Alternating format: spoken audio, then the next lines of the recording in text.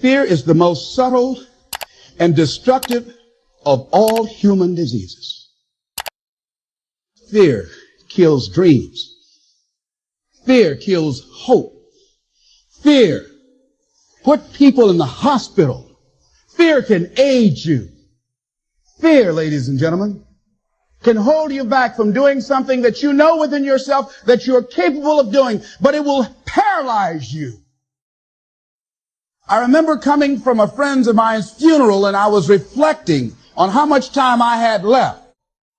And I went for a walk in a park thinking about this guy whose life was so promising. And I mean, he wasn't an old guy. He was quite young, in fact. And I thought about all of the things that he said he was going to do, and he never got a chance to do those things. And I started thinking about my own life and how much time I had left to do the things that I would like to do. Everybody lives and everybody dies. And I don't want that to make you afraid. I want that to motivate you. The richest place in the world, look around. It's here. You know why? There's so many dreams that were never lived. So many songs that were never sung. So many ideas that were left inside. You know the number one regret people have when they're about to die? They wish they would have lived a life full of going for it. They regret that they lived for other people's opinions. They regret that they lived in fear. And I ask you a question, what is the benefit? What's the benefit of allowing fear to hold you back? What's the benefit of giving up on yourself, of not stepping out on life and taking life on? What is the benefit for you? What's the plus in that? What would your life look like if you decided not to care what people thought of you?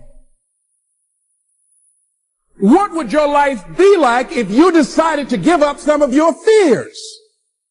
If we're driving a car and we start getting driven by fear, meaning we let fear take over our thoughts. With our thoughts, then that overrides our words and our actions. And it's almost as if some people are driving through life right now with their hands off the wheel. Imagine if you're driving on a freeway and you all of a sudden let go of the steering wheel. What's going to happen? If you realize that is what's happening, guess what you're either going to do? Either you're going to put your hands back on the steering wheel and take control back over for your life, or you actually going to be instinctively saying, I got to stop. You can't stop in life. How do we really overcome the fear? Where is the anchor for how we overcome fear? Well, first of all, let me tell you, you're not alone. Because we all face fears. I want to ask you to step into my shoes for a second. Talk about the prison of fear I had to break through. When I was at school, I had the greatest fear of being alone.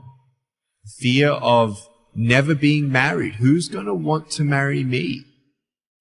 You know, when people look at me, I was in this prison of rejection that actually wasn't true. I lack self-confidence if I already feel rejected when they're not rejecting me at all. It's a preconceived idea that I've made up in my head because fear has taken control of my thought patterns. And when you don't let fear take control and you take control of that, that's healthy. How do we do that? How do we handle this fear factor? You have to begin to fortify yourself. How do we do that? I believe that you have to begin to consciously monitor your inner conversation and start talking to yourself. Start building yourself up. Sometimes the only good things you will hear about you are the things that you say to you. So I'm saying learn to be your own booster. Start building yourself up. Start encouraging yourself. Start saying, I can do this. I can make this happen. What would your life be like if you decided to become courageous? What would your life be like?